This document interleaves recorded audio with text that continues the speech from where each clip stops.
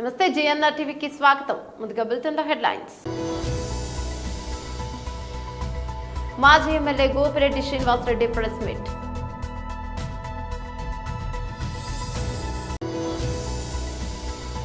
Doctor Kasam Venkateswarlu, doctor S Prakash Reddy మీడియాతో మాట్లాడారు.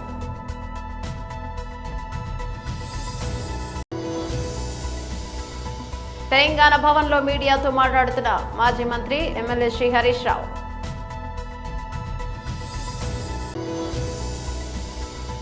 చనువుతోనే నితిన్తో ఆ మాట అన్న, దయచేసి నెగిటివ్ గా చూడొద్దు దిల్రాజ్.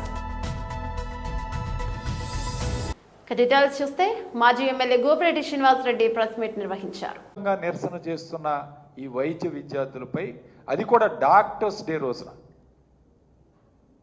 జూలై 1వ తారీఖు డాక్టర్స్ డే రోజున పోలీసులు వీళ్ళందరినీ అరెస్ట్ చేయటం, పోలీస్ స్టేషన్ తీసుకువెళ్ళటం, ఇవన్నీ చూస్తుంటే ఏం జరుగుతుంది ఈ రాష్ట్రంలో ఆశ్చర్యం వేస్తుంది. వైఎస్ఆర్ కాంగ్రెస్ పార్టీ నాయకుల మీద కేసులు పెట్టారు, కార్యకర్తల మీద కేసులు పెట్టారు. ఆఖరికి చదువు పూర్తి చేసి వైద్య విద్యలో అభ్యసించి ఈరోజు సమాజంలో వైద్యం చేయాలనే తపన పడుతున్న విద్యార్థుల మీద కూడా ఈరోజు ఇటువంటి రెడ్ బుక్ రాజ్యాంగం చేయటం అనేది చాలా దారుణమైన అంశం. దీన్ని తీవ్రంగా ఖండిస్తున్నాం. ఒక్కసారి దీని మీద లోతైన విషయాలకు వెళ్తే, ఈరోజు చాలామంది మధ్యతరగతి కుటుంబాలు, పేద కుటుంబాలు తమ పిల్లల్ని డాక్టర్లు చదివించుకోవాలని తపన పడుతూ, ఒక ఆశయంగా చాలామంది తల్లిదండ్రులు వాళ్ళ యొక్క పిల్లల్ని చదివించుకోవాలని మరి వాళ్ళ ఇల్లుని తాకట్టు పెట్టి, కొంతమంది బ్యాంకు లోన్లకు వెళ్ళి ఆస్తులు అమ్ముకొని, వాళ్ళందరూ కూడా తమ పిల్లల్ని ఎంబీబీఎస్ చదివించాలన్న ఒక తపనతో, డాక్టర్ చేయాలన్న తపనతో వాళ్ళందరూ కూడా కష్టపడి వాళ్ళ పిల్లల్ని చదివించుకోవాలనుకుంటున్నారు. అలాంటి తరుణంలో మన రాష్ట్రంలో ఎక్కడైతే ఎంబీబీఎస్ సీట్లు రాలేదో, వైద్య విద్య పూర్తి చేయలేకపోతున్నారో మన రాష్ట్రంలో కానీ మన దేశంలో కానీ, వీళ్ళు పెడుతున్న నీట్ ఎగ్జామ్లో పూర్తిగా మార్కులు రాని వాళ్ళు, తక్కువగా వచ్చిన వాళ్ళు, వీళ్ళందరూ కూడా ఇతర దేశాలు, చాలా దేశాలు, చైనా కానీ, వాళ్ళ ఫిలిప్పైన్స్ కానీ, యుక్రెయిన్ కానీ, ఇలాంటి దేశాల్లో తమ పిల్లల్ని చదివించుకుంటున్నారు. ఎలా చదివించుకున్నారు? కోట్లు ఖర్చు పెట్టి చదివించుకుంటున్నారు. సుమారు లక్షలు కాదు, కోట్లు ఖర్చు అవుతుంది. కోట్లు ఖర్చు పెట్టుకొని చదువుకున్న తర్వాత ఇండియా వచ్చిన తర్వాత FMG exam, foreign medical graduation exam clear చేయాల్సి ఉంటుంది. ఎందుకంటే అది మన ఎన్ఐసి, నేషనల్ మెడికల్ కౌన్సిల్ యొక్క ఎగ్జామ్కి ఈక్వల్గా, ఎన్ఎంసీకి ఈక్వల్గా ఈ ఎగ్జామ్ క్లియర్ చేయాలి. ఈ ఎగ్జామ్ రాసి పాస్ అయిన వాళ్ళు మళ్ళీ ఇంటర్న్షిప్ చేయాలి.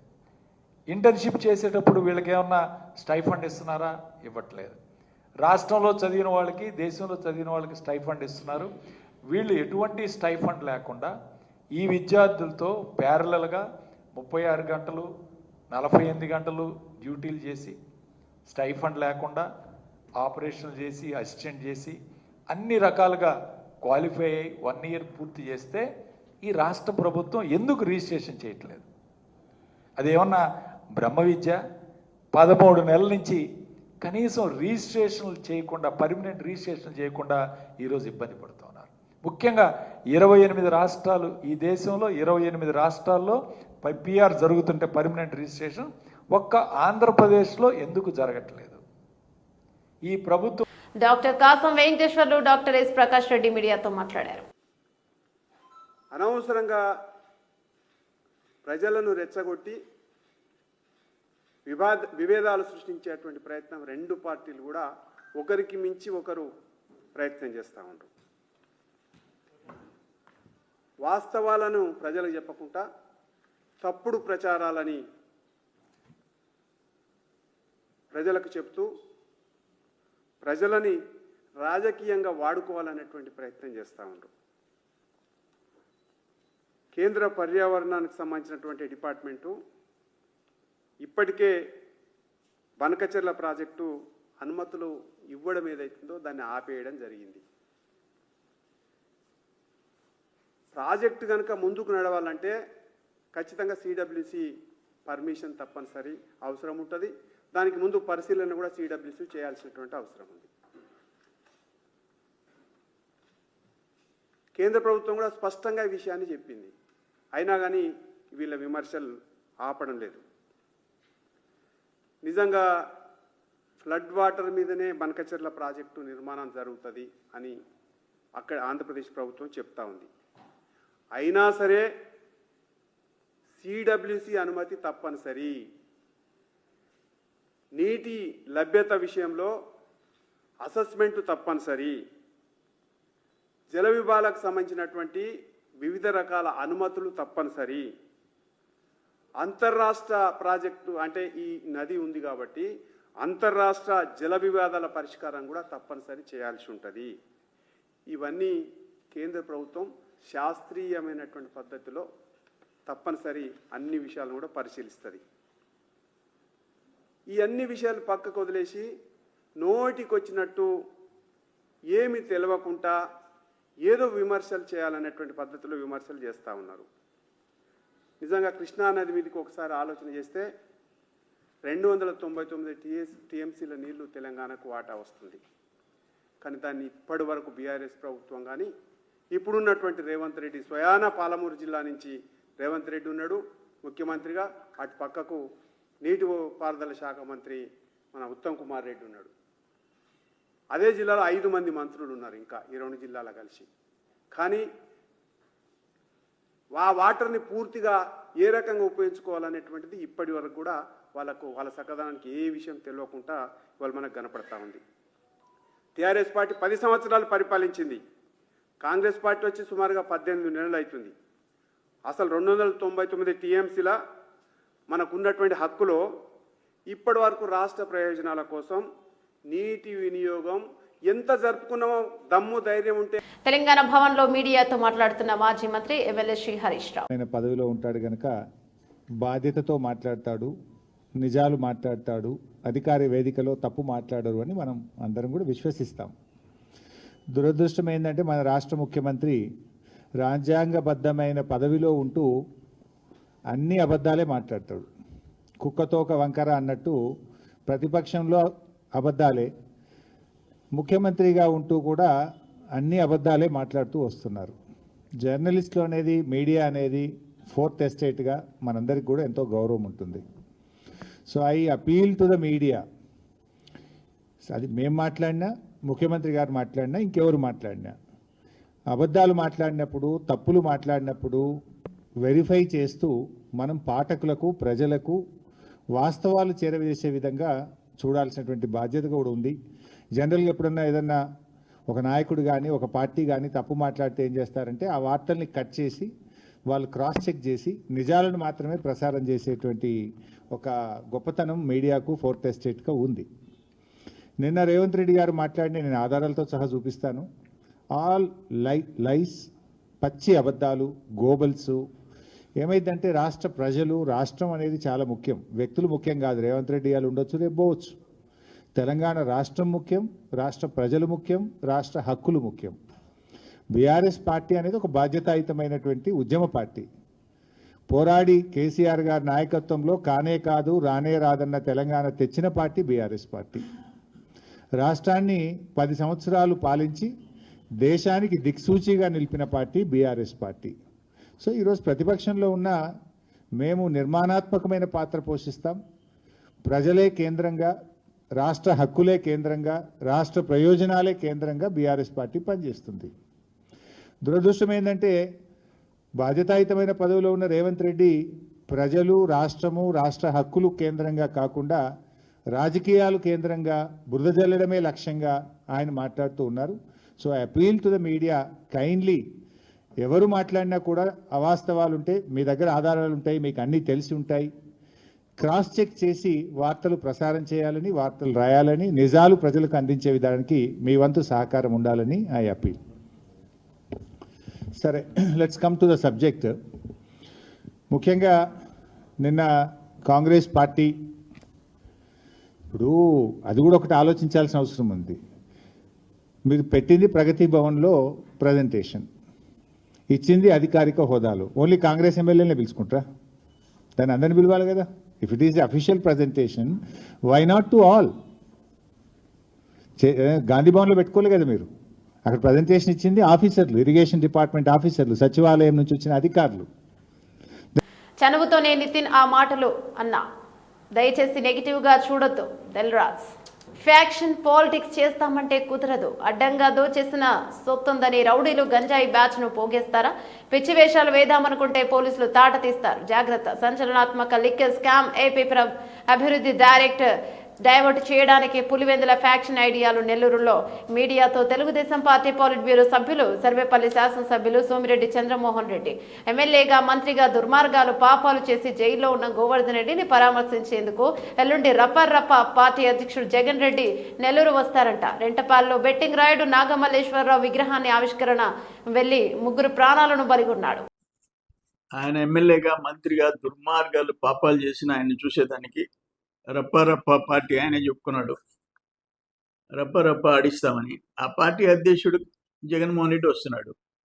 నేనేమంటానంటే రేపు కూడా అంతకుముందు ఆ రెంటపాళ్ళకెళ్ళి ఆ బెట్టింగ్ రాయుడు విగ్రహావిష్కరణ, నాగమల్లేశ్వరరావు గారి నిన్ను నమ్ముకొని నువ్వు వై నాట్ 175 అంటే బెట్టింగ్లు కట్టి ప్రాణాలు తీసుకున్న ఆయన విగ్రహావిష్కరణ మనం ఎక్కడ చూడలే. ఒక మాజీ ముఖ్యమంత్రి నువ్వు ఆ రోజు పర్మిషన్ తీసుకుంది ఆయన విగ్రహావిష్కరణ. కానీ 80-90 కిలోమీటర్లు ర్యాలీ, 9 గంటల ర్యాలీ, 600 చిల్లర మంది పోలీసులు నీకు ఇచ్చారు. అయినా 3 ప్రాణాలు తీసుకున్నావు. ఇప్పుడు ఏం చేస్తున్నారు? Just permission. మీకు పోలీస్ పర్మిషన్ ఏమిస్తుంది? ఇచ్చింది మీరు వచ్చి చూసిపోతారు. మీతో కూడా ఒక 25 మంది 50 మంది ఉంటారు, అంతవరకే. మీరు అడిగింది అదే. కానీ ఇప్పుడు తలసిల రఘురామ్ గారు మీ పార్టీ నాయకుడిని పంపించి వారం రోజుల నుంచి అన్ని నియోజకవర్గ ఇన్ఛార్జీలను కూర్చోపెట్టి 60-70 వేల మందిని మొబైలైజ్ చేయాలా? మీరు ఎంతైనా ఖర్చు పెట్టండి, ఎవరినైనా తీసుకురండి, రౌడీలు తీసుకురండి, గంజాయి బెచ్చిన తీసుకురండి, రేపు అక్కడ రఫ్ ఆడించాలా? ఏంటి నాకు అసలు అర్థం కావటంలే.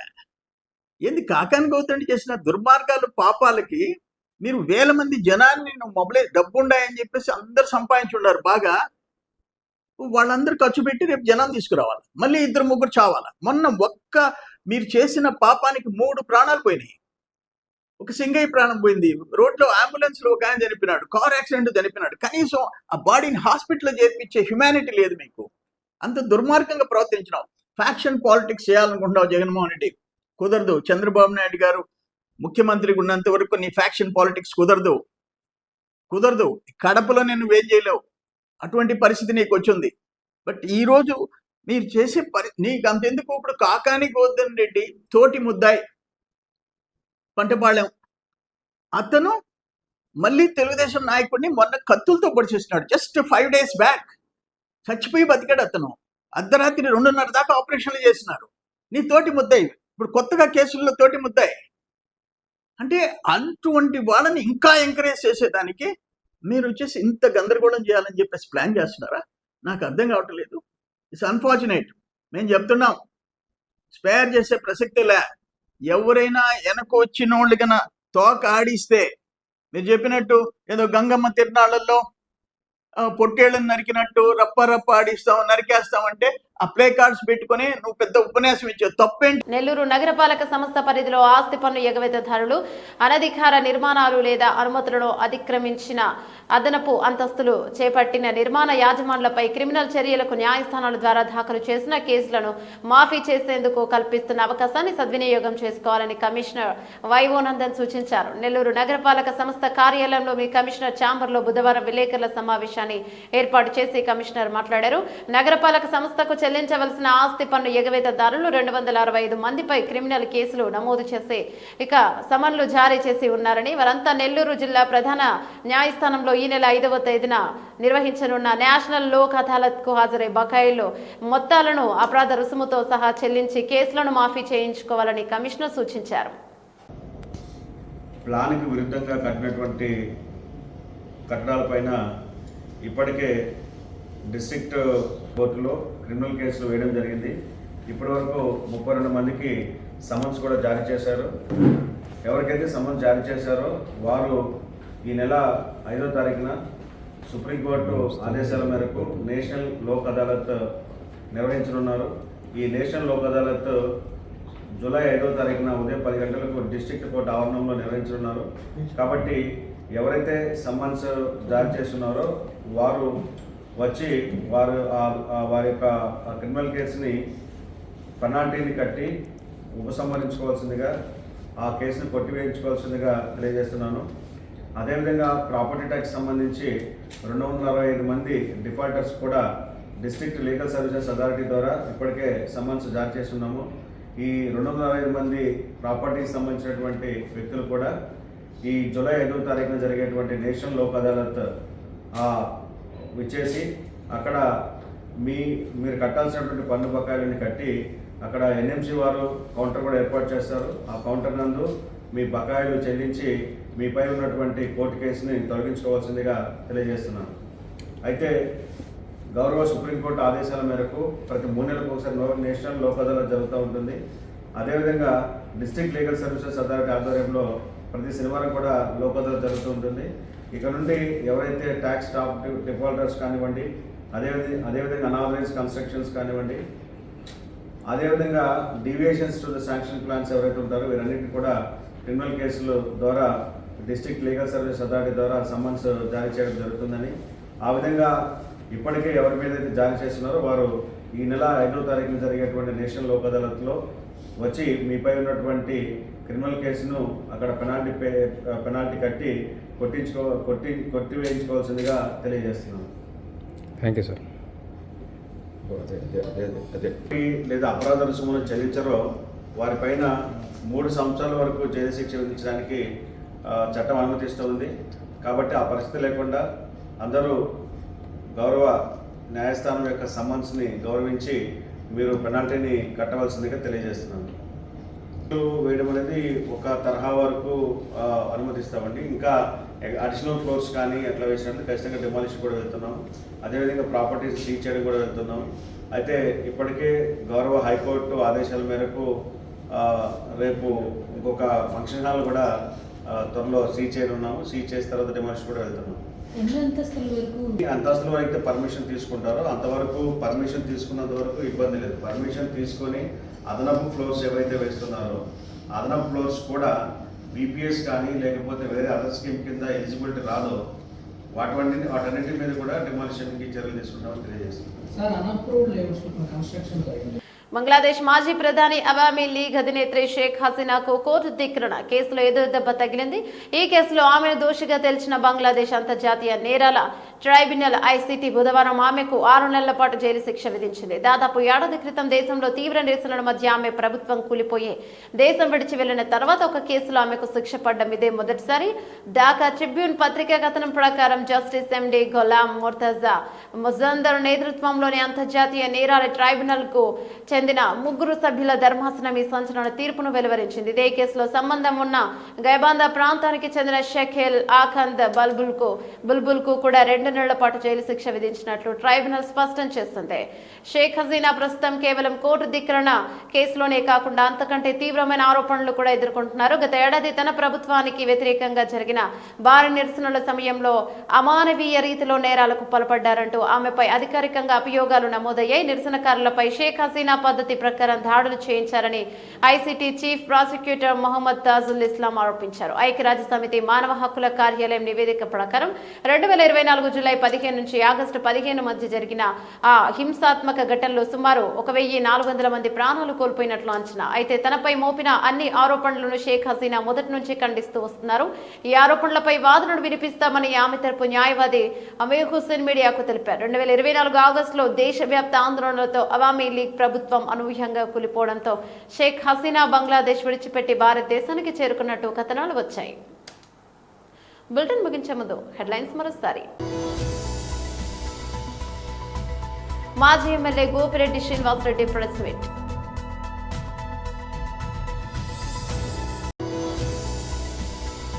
Doctor Kasam Venkateswarlu, doctor S Prakash Reddy మీడియాతో మాట్లాడారు.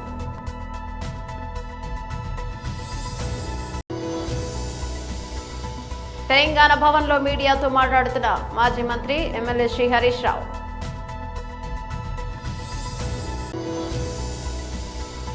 చనువుతోనే నితిన్తో ఆ మాట అన్న, దయచేసి నెగిటివ్ గా చూడొద్దు దిల్రాజ్.